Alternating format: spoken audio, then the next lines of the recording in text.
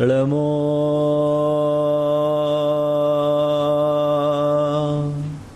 अरिहन्ताणम्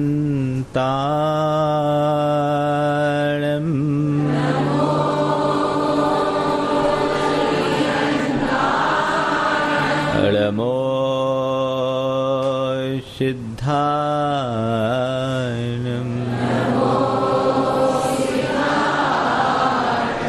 ळमो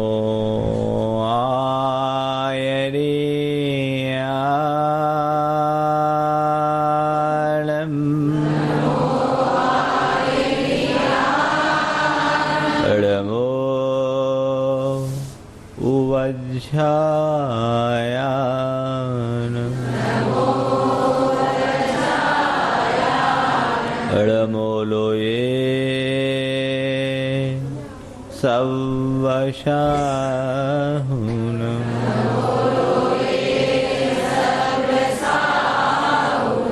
एसो पंचिनमोयारो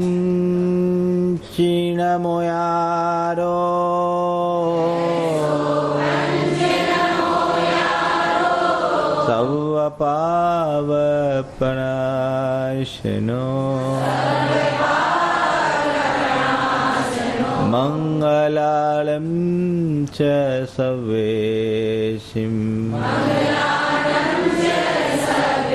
पढ़मं होय मंगलम।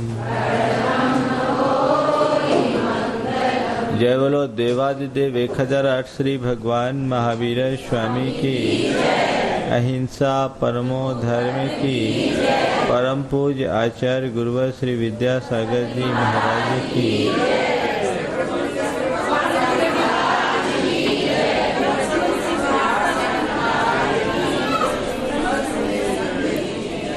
नमः श्री वर्धमानाय निर्धूत कलिलात्मने सालोकानां त्रिलोकानां यद विद्यादर्पणायते।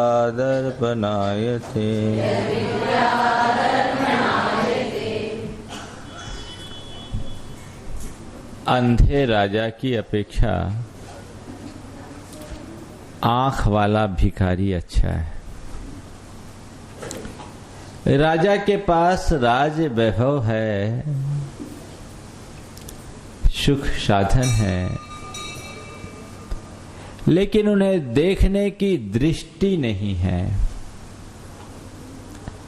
दृष्टि के अभाव में सृष्टि का कोई भी सुख नहीं होता। जब तक सुख के साधनों का साक्षात्कार न हो तब तक वास्तविक सुखानुभूति नहीं होती। भिखारी यद्यपि साधनहीन है पर उसके पास दृष्टि है। जो कुछ थोड़ा सा है उसका भी वो आनंद ले सकता है, और दृष्टि के अभाव में संपूर्ण राज्य का स्वामी होने के बाद भी राजा उसके आनंद की बात तो बहुत दूर की, उनके दर्शन की अनुभूति भी नहीं कर सकता। यही बात मोक्ष मार्ग में घटित होती है। एक तरफ संसार का सारा ठाट बाट है, स्वर्ग की संपदा है, और एक तरफ सम्यक दर्शन है। जिस साधक के भीतर सम्यक दर्शन की अभिव्यक्ति हो गई, जिसने सही दृष्टि पाली, वह दीनहीन दरिद्र होकर के भी सम्राटों से श्रेष्ठ है, और दृष्टि के अभाव में चक्रवर्ती जैसे सम्राट भी तुच्छ हैं। उनका कोई मूल्य नहीं, उनका कोई महत्व नहीं। आचार्य समंत भद्र महाराज सम्यक दर्शन की इसी महिमा को रेखांकित करते हुए कहते हैं कि मोक्ष मार्ग की जड़ सम्यक दर्शन है। जैसे कोई पेड़ बहुत हरा भरा फूल फलों से लदा अपार छाया देने वाला हो, लेकिन क्या पेड़ अपने फल फूल और छाया के कारण ही टिका है? नहीं, पेड़ इसीलिए टिका है कि उसकी जड़ गहरी है।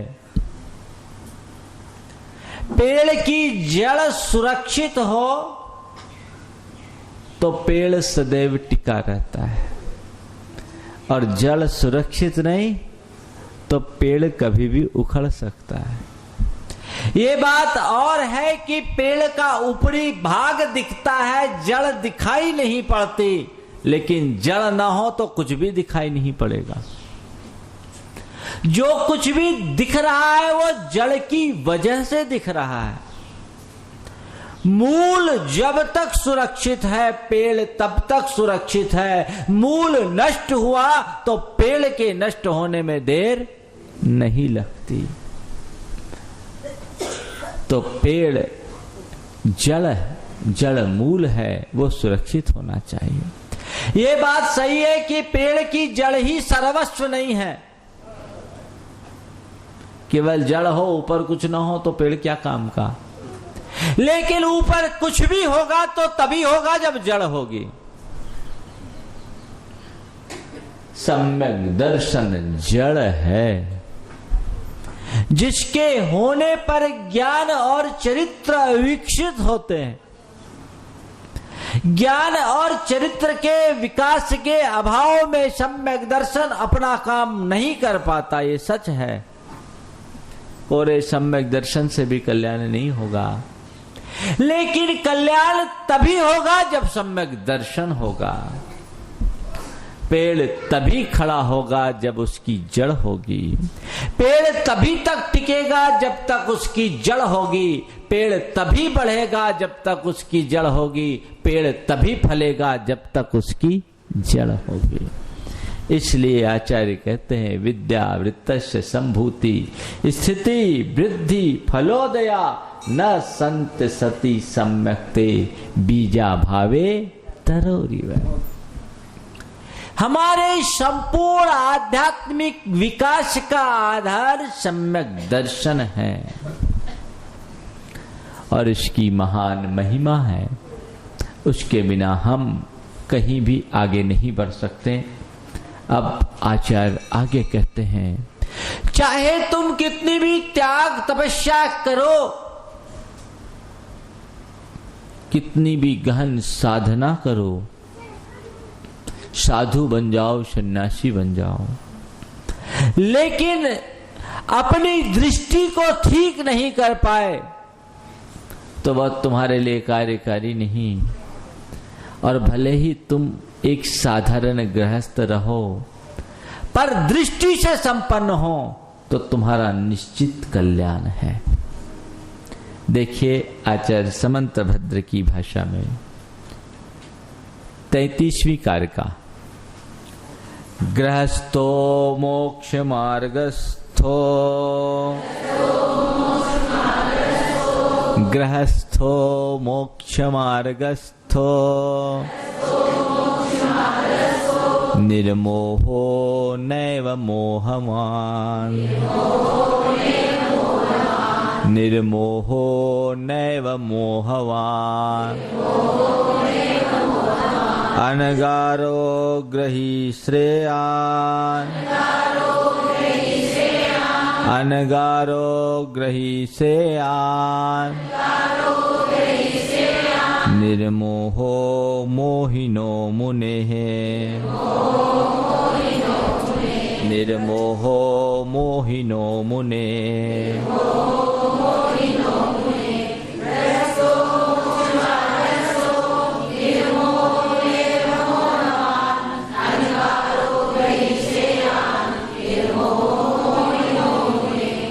निर्मोहो मोक्ष मार्गस्थो गृहस्थो श्रेयान। निर्मोहो मोहिनो मुने, अनगारो निर्मोहो मोहिनो मुने। करे अनगारो घर त्यागी, मोही मुनि की अपेक्षा मोक्ष मार्ग में स्थित निर्मोही गृहस्थ श्रेयान श्रेष्ठ है। मोहवान अनगारी साधु से निर्मोही गृहस्थ अच्छा है। बहुत गहरी बात आचार्य समंतपत्र महाराज कह रहे हैं। हमारे धर्म का उद्देश्य आत्मा का कल्याण है। आत्मा का कल्याण राग द्वेष मोह के विनष्ट होने पर होगा, और राग द्वेष मोह का विनाश तब होगा जब हमारे भीतर सदृष्टि की अभिव्यक्ति होगी, सम्यक दृष्टि प्रकट होगी। एक गृहस्थ जिसे आत्मा बोध जागृत हो चुका है, जिसने अपने जीवन के स्वरूप को समझ लिया है, भले वह अपनी परिस्थितियों के कारण घर को त्याग नहीं रहा है, लेकिन जिसके भीतर किसी के प्रति मोह और ममता नहीं है, कर्तव्य की भावना से घर में रह रहा है, अंदर से उसके अंदर कोई आसक्ति नहीं है उसमें, और एक साधु है जिसके मन में सारी दुनिया की माया समाई हुई है, कौन अच्छा है? संत कहते भेष मात्र को धारण करने से कल्याण नहीं होगा, चाहे साधु का भेष हो या श्रावक का। भेष से कल्याण नहीं होता, कल्याण तो दृष्टि को उद्घाटित करने से होता है। तुम्हारी दृष्टि क्या है, तुम्हारी सोच क्या है, इसको समझो। भले तुम गृहस्थ हो, और गृहस्थ हो करके भी यदि आत्मज्ञान से संपन्न हो तो तुम गृहस्थ हो करके भी एक साधु से श्रेष्ठ हो। इन्हीं आचार्य समंत भद्र महाराज ने रेवती रानी को याद किया, जिसे गुप्ताचार्य ने अपने चुल्लक जी के माध्यम से आशीर्वाद भेजा। एक गृहस्थ महिला को आशीर्वाद भेजा, और उसी नगर में रहने वाले भव्यसेन मुनिराज जो महान ज्ञानी थे, उनके लिए कोई संवाद नहीं भेजा। चुल्लक जी को आश्चर्य हुआ कि मेरे आचार्य इतने महान, लेकिन एक साधु को प्रणाम बंदन नहीं कर रहे हैं, और एक गृहस्थ स्त्री को अपना आशीर्वाद दे रहे हैं। रहस्य क्या है? तब उसने परीक्षा ली और देखा कि भव्यसेन मुनि कहने को मुनि है, पर इनके भीतर मुनि जैसा कुछ भी नहीं है, और रेवती रानी पक्की सम्यक दृष्टि है। पूरी कथा आप सुन चुके। रेवती रानी पक्की सम्यक दृष्टि है, घर में रह करके भी वैरागी है, तत्व का पक्का उसे श्रद्धान है। तो श्रेष्ठ कौन है? जो भेष को धारण किया उसने, या जिसने सही मार्ग को पकड़ा है उसने? कौन श्रेष्ठ है? संत कहते हैं मार्ग को पकड़ने वाला ही श्रेष्ठ है। आचार्य समंत भद्र महाराज की विशेषता रही, उन्होंने सदैव आदर्श हमारे बीच में ऐसा आदर्श दिया है जो भले हमसे नीचे हो लेकिन आचरण अच्छा करता हो। एक बार आचार्य महाराज का पूरी इसी कारिका पर एक प्रवचन हुआ, आदर्श कौन, बहुत पहले की बात है, 1985 की। तो उन्होंने कहा कि आचार्य समंत भद्र महाराज ने उलझे हुए साधुओं को सुलझाने के लिए, उलझे हुए साधुओं को सुधारने के लिए सुलझे हुए गृहस्थों का उदाहरण दिया। क्या? एक उलझे साधु से एक सुलझा गृहस्थ अच्छा। क्या बोला? उलझे हुए साधुओं को सुधारने के लिए सुलझे हुए गृहस्थों का उदाहरण दिया और उलझे हुए गृहस्थों को सुधारने के लिए सुलझे हुए पशुओं का उदाहरण दिया। आगे चारदाई की बात आएगी, वहां सुलझे हुए पशुओं का उदाहरण दिया। भगवान की पूजा के लिए उनको कोई पुजारी याद नहीं आया, मेढक याद आया। अभय दान देने के लिए सूकर याद आया,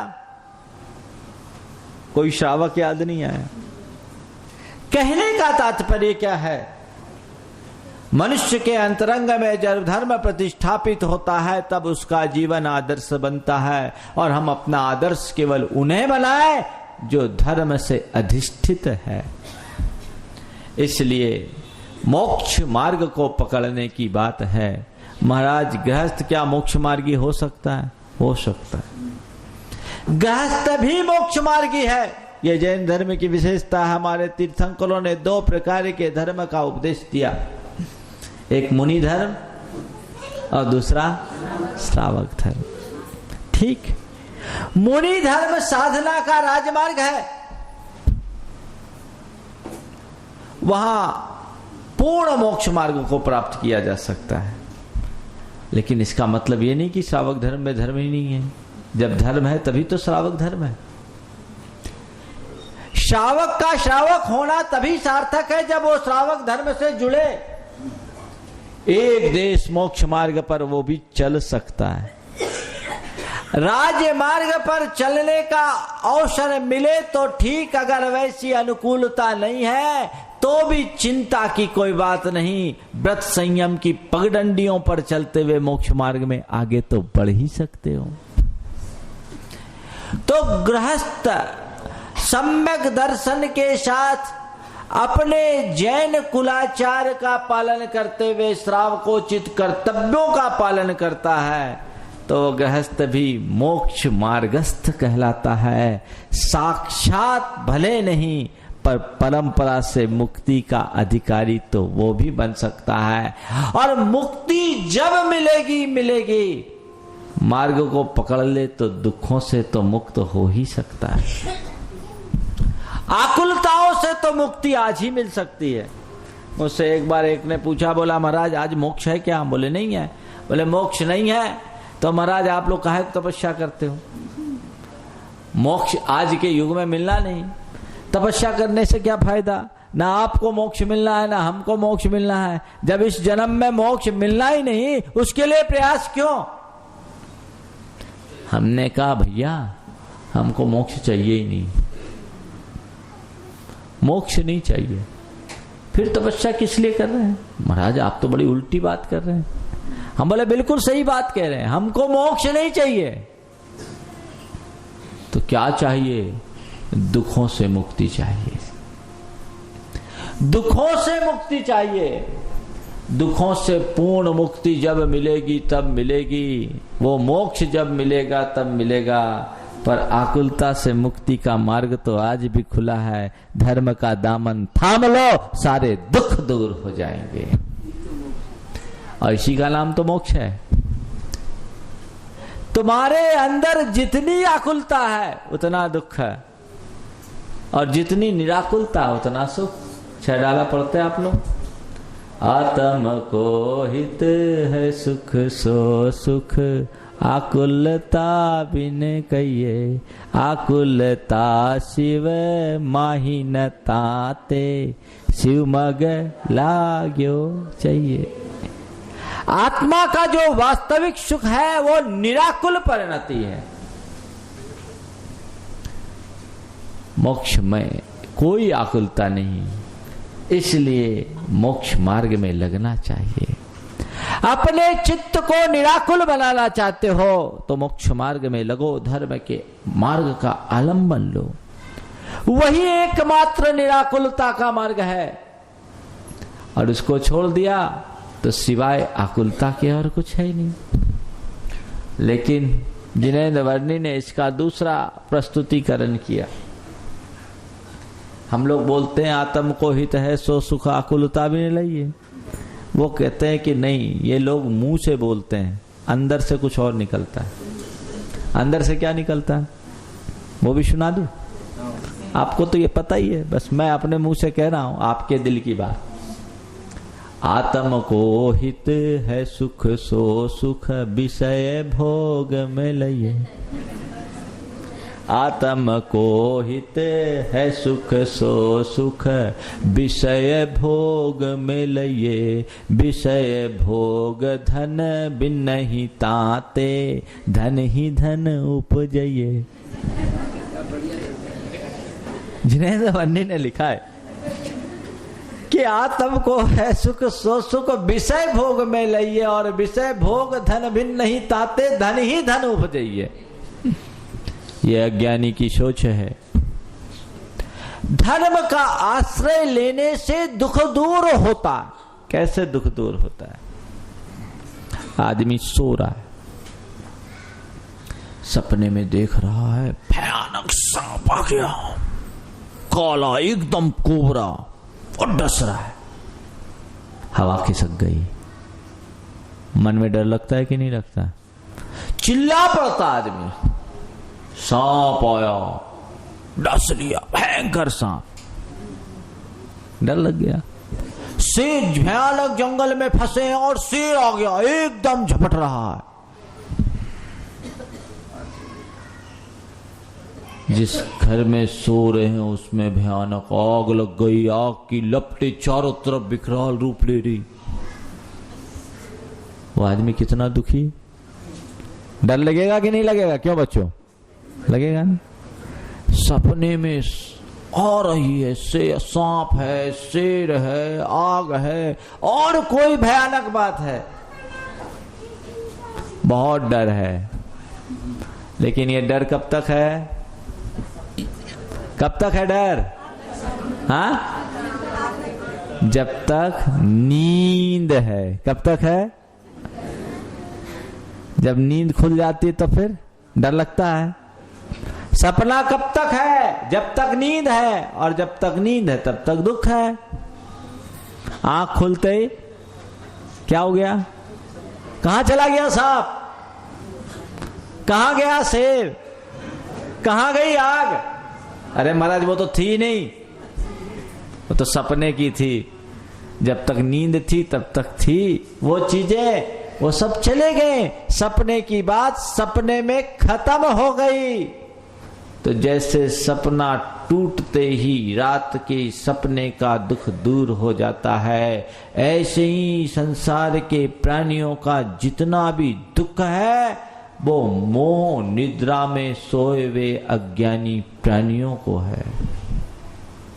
जब तक मोह की नींद में सोए रहोगे तुमको सपना सच दिखेगा, और फिर वो जब तक नींद हावी होगी सपना सच दिखेगा तो तुम दुख से बचोगे कैसे? दुख तो घेरे ही रहेगा। लेकिन सम्यक दर्शन के प्रकट होते ही मोह निद्रा टूट जाती है, स्वप्न और सत्य का भेद खुल जाता है। तब समझ में आता है जिसके पीछे मैं दुखी हो रहा हूं वहां दुखी होने जैसा कुछ है ही नहीं। उसका तो वजूद ही नहीं, उसका तो अस्तित्व ही नहीं, उसकी तो सत्ता ही नहीं। सब झूठी चीजें। मेरे पास तो दुख है ही नहीं। मैं दुखी अपने अज्ञान के कारण हो रहा था। ध्यान रखना, अज्ञानी दुखी होता है और ज्ञानी सदैव सुखी होता है। मोक्ष मार्ग को अंगीकार करने का मतलब ज्ञान संपन्न दृष्टि को प्राप्त करना, और उसी दृष्टि के बल पर जीवन में आए तमाम झंझावातों में भी अपने आप को स्थिर बनाए रखने की कला सीखना। इसलिए वो गृहस्थ सुखी है जिसको जीवन दृष्टि प्राप्त है, जो जीवन की वास्तविकता को जानता है। सुख में, दुख में, संयोग में, वियोग में, लाभ में, हानि में, जीवन में, मरण में समता प्राप्त कर लेता है, क्योंकि वो जानता है सुख दुख, जीवन मरण, संयोग वियोग, लाभ हानि सब विधि के हाथ है, मेरे हाथ नहीं। ये संयोग है, कर्म के निमित्त से उत्पन्न होने वाले हैं। आत्मा का इनसे कोई संबंध नहीं है। यथार्थतः न तो आत्मा उनका एक अंश ग्रहण करता है, न आत्मा के किसी एक प्रदेश मात्र को कोई हरण कर सकता है। न आत्मा कुछ लेता है, न आत्मा कुछ देता है। कर्म के निमित्त से उत्पन्न संयोग जीव के साथ जुड़ते हैं। उनमें राग करके जीव हर्षित करता है, द्वेष करके जीव खिन्न होता है, और यही हर्ष और विषाद के द्वंद्व में झूलता हुआ व्यक्ति कभी सुखी तो कभी दुखी होता है, कभी सुखी तो कभी दुखी होता है। इनसे अपने आप को उपरत करने वाला ज्ञानी सम्यक दृष्टि होता है। वो जानता है कि मेरे इर्द गिर्द जो कुछ भी जुड़ा हुआ है, जुड़ा जरूर है पर मेरा नहीं। मेरे पास तो अपार है, अब मुझे करने की जरूरत क्या है। मेरे आत्मा का जो वैभव है उसके आगे संसार का कोई वैभव कहीं मूल्य नहीं रखता। इसलिए मोक्ष मार्गी होने के कारण एक गृहस्थ मोही मुनि से ज्यादा अच्छा है। इसका मतलब कल से मुनियों के पास जाना बंद कर दें, ठीक? मुनियों के पास जाने की जरूरत कभी नहीं होगी यदि तुम अपने आप को निर्मोही बना लो। अपने आप को तोलो, सामने वाले को नहीं। हम लोगों की एक बड़ी क्षुद्र प्रवृत्ति, हम सदैव दूसरे को नापते हैं, खुद के भीतर बहुत कम झांकते हैं। संत कहते दूसरों को नापने की प्रवृत्ति ओछी है, खुद में झांकने की प्रवृत्ति अच्छी है। अपने भीतर झांको, ये एक अच्छी प्रवृत्ति है, सद्प्रवृत्ति है जो तुम्हारे जीवन का उद्धार कर सकेगी। अपनी दृष्टि को विकसित करो, और भले तुम गृहस्थ हो, भावना भाव कब मैं सारे द्वंद फंद को छोड़कर कल्याण के मार्ग पर आगे बढ़ूं, और जब तक ये मौका नहीं मिले तब तक ठीक, जब तक है तब तक रहो। सम्यक दृष्टि गृहस्थ संसार में रहता जरूर है पर उसके भीतर संसारिकता हावी नहीं होती, हावी नहीं होती। वो ये मानकर रहता है कि कर्म का उदय है इसलिए मैं यहां हूं, और मेरे साथ जो कुछ भी जुड़ी हुई चीजें हैं वे कर्म के निमित्त से मेरे पास है जरूर पर ये मेरी नहीं। जैसे कोई जेल में रहता है, जेल में जेलर भी रहता है और कैदी भी रहता है। हाँ? कैदी भी जेल में रहता है और जेलर भी जेल में रहता है, लेकिन दोनों में क्या एक रूपता रहती है? नहीं। क्या होता है? कैदी कष्ट पाता है और जेलर को कोई कष्ट नहीं होता। क्यों? कैदी जेल को अपने लिए परतंत्रता मानता है और हमेशा कष्ट पाता है, हे भगवान मैं कहां फंस गया। और जेलर कर्तव्य बुद्धि से अपनी ड्यूटी निभाता है कि ठीक मैं जेल में हूं जरूर पर मुझसे जेल का कोई संबंध नहीं, केवल मेरी अपनी जो ड्यूटी है वो मुझे करनी है। ज्ञानी जीव जेलर की भांति संसार में रहता है कि जब तक हूं मुझे अपनी ड्यूटी निभानी है और काम पूरा करके आगे निकलना है, और अज्ञानी जीव कैदी की तरह अपने मन को हर पल कोसते रहता है कि हे भगवान कहां फंसे कहां फंसे कहां फंसे। उस चक्कर में वो हमेशा फंसा ही रहता है। इसलिए आगे बढ़े, सम्यक दर्शन की मूल निधि को प्राप्त करे, वही जीवन का मूल अंग है। एक युवक साधना किया, उसकी साधना से देवता प्रसन्न हो गए। देवता प्रसन्न हुए तो देवता ने पूछा कि तुमको क्या चाहिए। युवक ने कहा आपका दर्शन मिल गया, इससे बड़ी बात और क्या है, पर्याप्त। नहीं नहीं, तुमको जो कुछ मांगना है मांग लो, तुम जो चाहोगे वो मैं दूंगा, क्या चाहिए ये बताओ। युवक थोड़ी देर सोच में पड़ गया और उसने कहा ठीक, अगर आप मुझे देना ही चाहते हैं तो मेरी एक रिक्वेस्ट है। बोले क्या? मैं जहां पांव रखूं वहां खजाना निकल जाए। क्या मांगा? क्या मांगा? जहां पांव रखूं वहां खजाना निकल जाए। आप भी कहोगे महाराज कोई मंत्र बता दो हम लोग भी तर जाए। ठीक, देवता ने तथास्तु कहा और पांव रखते ही खजाना मिलने लगा। मैं पूछता हूं, ऐसे व्यक्ति के लिए क्या कोई तिजोरी रखने की जरूरत है? हाँ? कोई बैंक बैलेंस बनाने की जरूरत है? कोई अलग से पैसा सेव करने की जरूरत है? अपने शरीर को आभूषणों से लादने की जरूरत है? कतई नहीं, क्योंकि जहां चाहे जो चाहे वो मिल रहा है, फिर क्या चाहिए। यही स्थिति सम्यक दृष्टि की होती है। उसे आत्म तत्व का ज्ञान हो गया है, अपने भीतर के गुणों के भंडार का पता लग गया। अब मैं माला माल हो गया, मैं निहाल हो गया, अब मुझे बाहर का कुछ नहीं चाहिए, क्योंकि जहां जब जो चाहिए वो सब है। इसी कारण सम्यक दृष्टि सदैव अपने गुण वैभव को देखता है, धन वैभव को नहीं। गुण वैभव के आगे कोई मूल्य नहीं। आचार्य समंत भद्र महाराज सम्यक दर्शन की इसी महिमा को व्याख्यायित करते हुए आगे कहते हैं, न सम्यक्त्व समम किंचित्, न सम्यक्त्व समम किंचित्,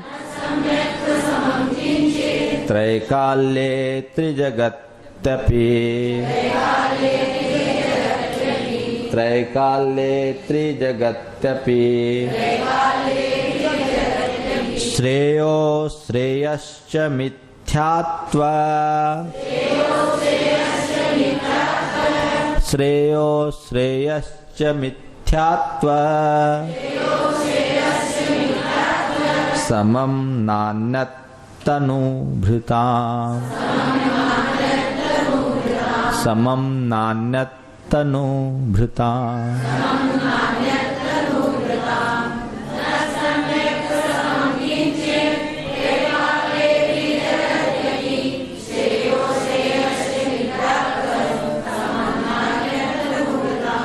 कह रहे हैं त्रैकाल्ये त्रिजगति अपि सम्यक्त समम न किंचित श्रेयो।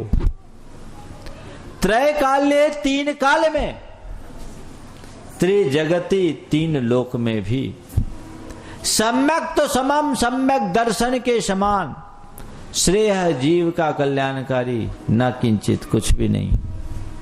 तीन लोक और तीन काल में सम्यक्त के समान जीव का कल्याणकारी कुछ भी नहीं है। और मिथ्यात्व समम अश्रेय त्रैकाल्ये त्रिजगत अपि न किंचित, मिथ्यात्व के समान अकल्याणकारी तीन लोक और तीन काल में कोई दूसरा नहीं है। किसके लिए? तनुभृताम, संसारी प्राणियों के लिए। तीन लोक और तीन काल में सम्यक्त के समान कल्याणकारी कोई दूसरा नहीं, और मिथ्यात्व के समान अकल्याणकारी कोई दूसरा नहीं। मिथ्यात्व हमारा अकल्याणकारी है, क्योंकि वो हमें दुखी करता है, संसार में भटकाता है, भ्रमाता है। हमारी दुख का जड़ क्या है?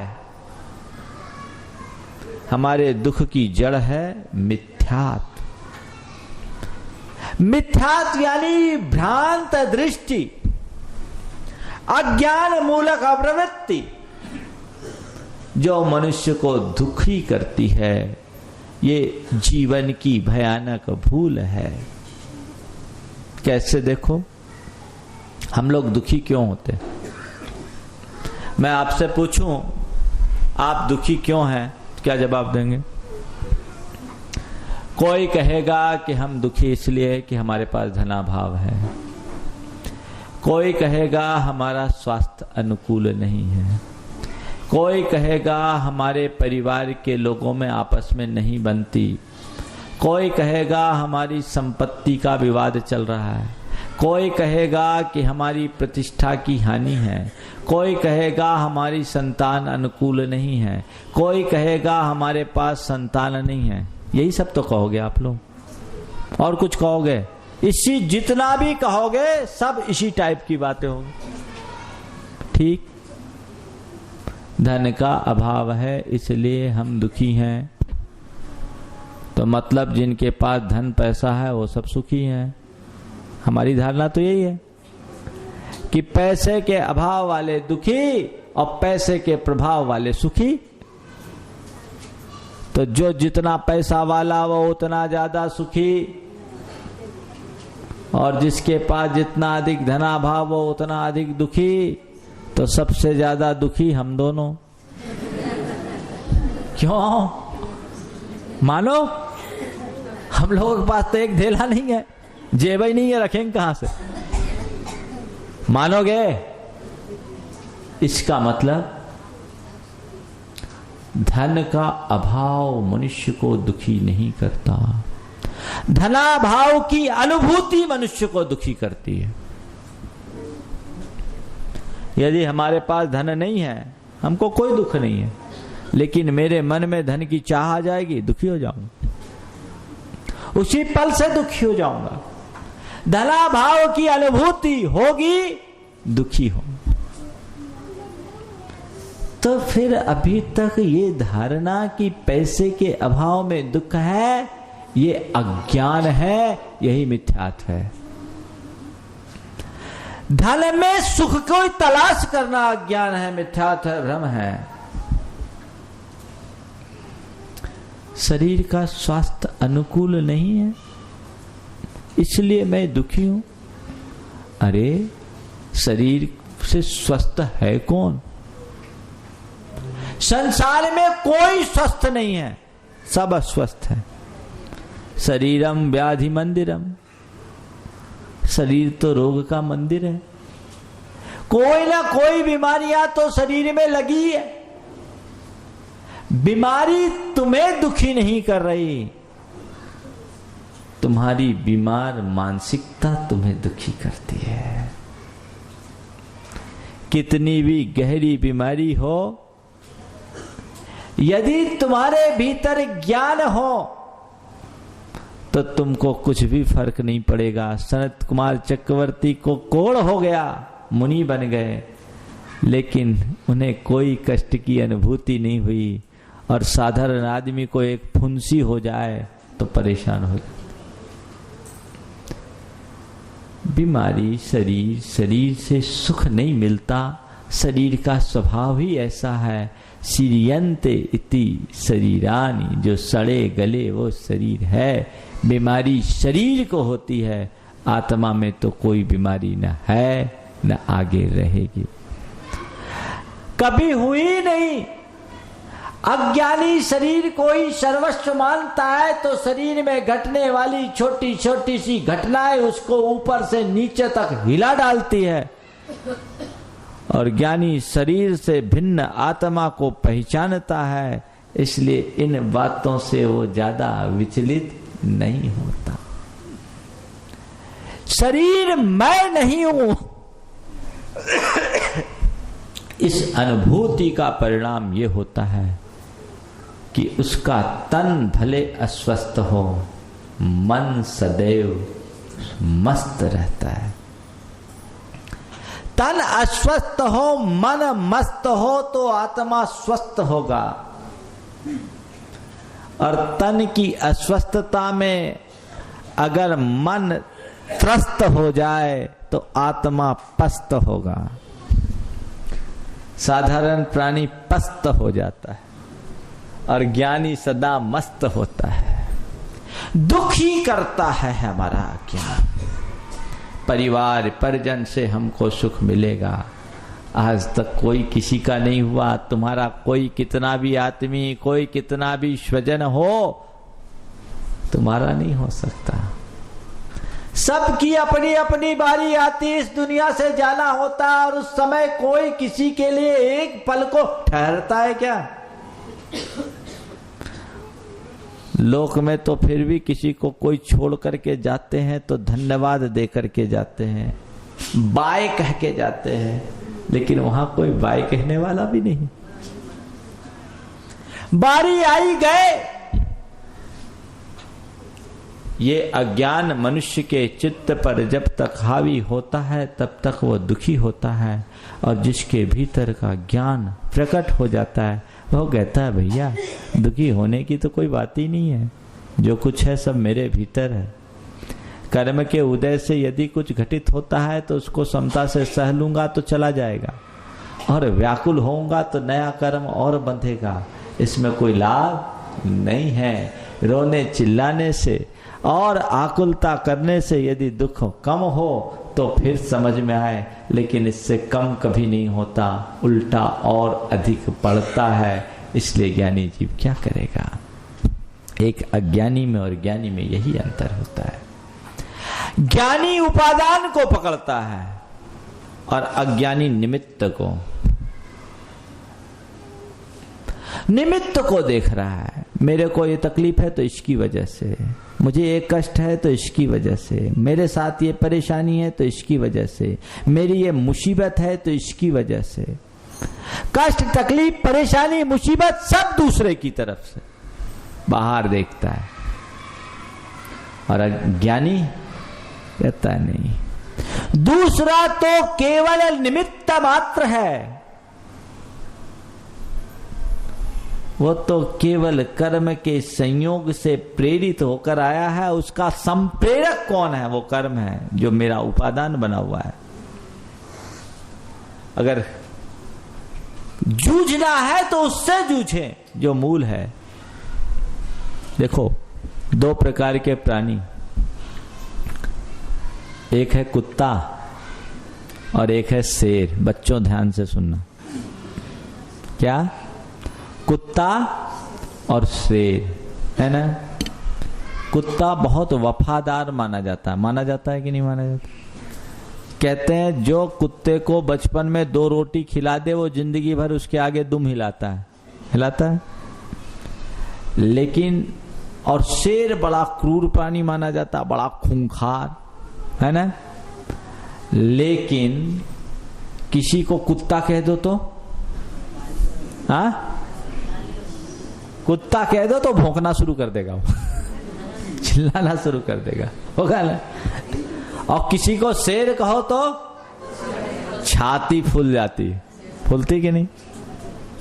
नाम भी शेर सिंह अनेक मिल जाएंगे कि नहीं मिलेंगे? शेर सिंह बहुत मिलेंगे। कुत्ता चंद एक आध मिला? किसी का नाम कुत्ता चंद, हाँ?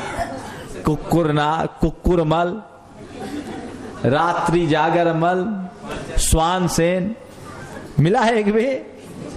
दुनिया में कभी नहीं मिलेगा और कहीं नहीं मिलेगा। दुनिया में कहीं नहीं मिलेगा, कभी नहीं मिलेगा। क्यों?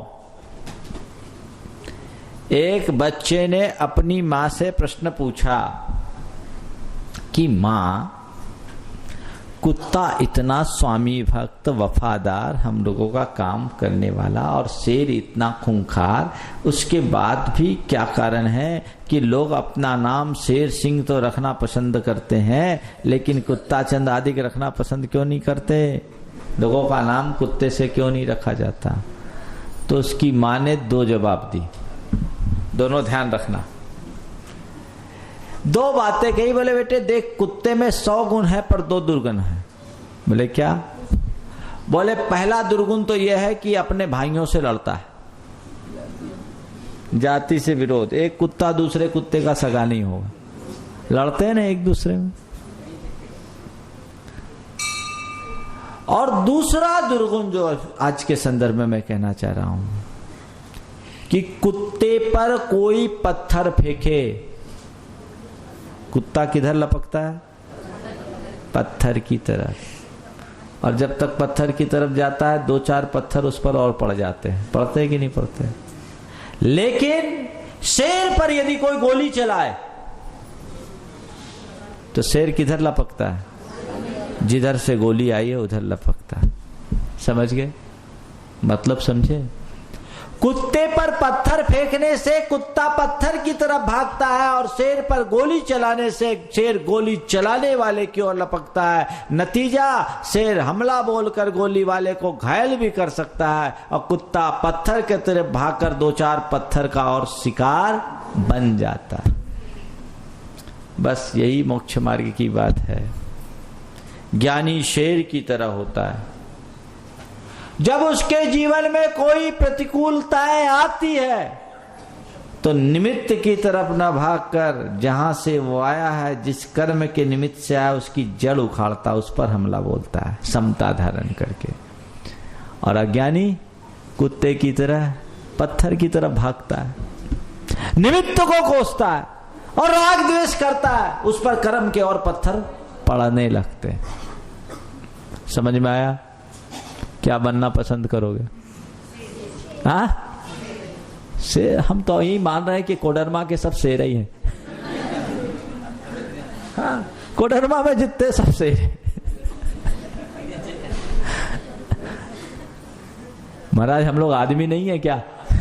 हम ये थोड़ी बोल रहे हैं आप आदमी नहीं, हम तो बोल रहे शेर है। उपमा वृत्ति अपनी ऐसी होनी चाहिए, हमारे भीतर ऐसी दृष्टि आ जाए कि हम निमित्तों की अनदेखी करके मूल को पकड़ना शुरू कर दें तो जीवन में कभी फिर दुख नहीं हो सकता। और यदि ऐसा नहीं होगा तो सिवाय दुखों के और कुछ भी नहीं हो सकता। आचार्य समंत भद्र महाराज इसीलिए सम्यक्त की महिमा गाते हुए कह रहे हैं कि 3 लोक और 3 काल में तुम्हारे लिए सम्यक दर्शन से श्रेष्ठ और कोई नहीं है। एक बार सम्यक दर्शन तुम्हें प्रकट हो गया तो फिर तुम्हारे जीवन में दुख कभी आने वाला नहीं है। निश्चित तुम्हें मुक्ति मिलेगी। और जब तक ये मिथ्यात्व है ये तुम्हें संसार में उलझाता रहेगा। इसलिए इस मोह और मिथ्यात्व से अपने आप को बचाकर सम्यक्त की राह पर चलने का हम लक्ष्य बनाएं। निश्चित हमारे जीवन का उद्धार होगा। समय आप सबका हो गया।